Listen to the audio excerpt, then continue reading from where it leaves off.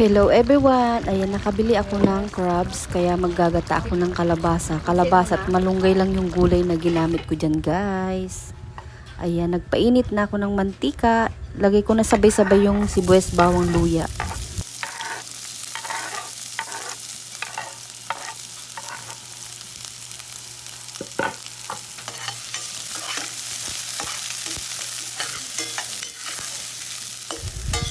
Pagkatapos nating maggisa, ilalagay ko na yung ating gata. Isang malaking nyug lang yung ginamit ko, guys. Ayan, 45 pesos yung isang nyug.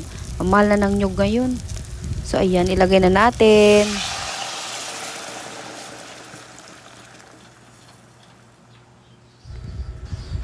Ayan, pakulan muna natin yung ating gata. Tapos nag-add ako ng pamintang durog o paminta powder. Tapos naglagay ako ng cubes. Ayan. Chicken yung ginamit ko, guys, kasi wala akong hipon na cubes. Ayan, carry na yan, guys. Haluin natin ito. Tapos timplang ko siya ng patis para mas lalong masarap yung ating ginataang gulay. Ayan, isang sandok lang yung nilagay ko. Sandok, hindi gaanong malaki yung sandok ko, guys, ha. Tansya-tansya na lang yung ating pagtitimpla. So, nung kumulo na, ilagay na natin yung ating kalabasa. Yung kalabasa natin, guys, nabili ko lang ito ng 30 pesos. Yung malagkit na kalabasa, yung parang native na kalabasa lang siya. Ayan.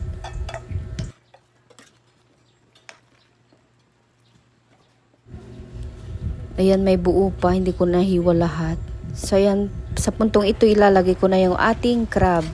Yung crab natin na, at ano ba tawag dito yung crab na to? Ayan, ganyan siya, guys, oh.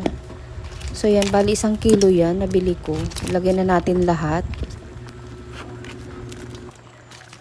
Ayan, nilinis kong maigi yan, guys. Binras-bras ko pa yung mga kasingit-singitan yan bago natin siya lutuin. Kasi yung mga paa-paa niyan, may mga putik-putik. So, ayan, okay na yung ating crab. Ayan, ma-orange na siya. Tapos, maglalagay ako, guys, ng dahon ng malunggay. Yun lang ang hinalo ko, kalabasa at malunggay lang yung ating gulay na ginamit dyan. Meron na tayong masarap na ulam. Yan, tikman natin ito mamaya.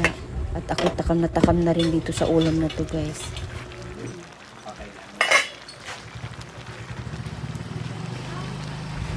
Ayan, malunggay lang ang katapat ng ating ginataang kalabasa.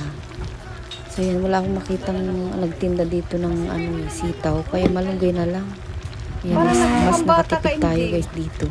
Nabili ko lang pala yung crabs dito, guys. Ay wala pang 100. Sarap, oh. O, diba? Meron na tayong ulam na masarap. Kain na tayo. Nagugutom na ako sa ulam.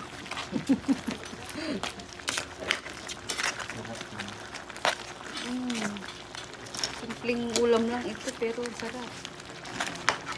Diba?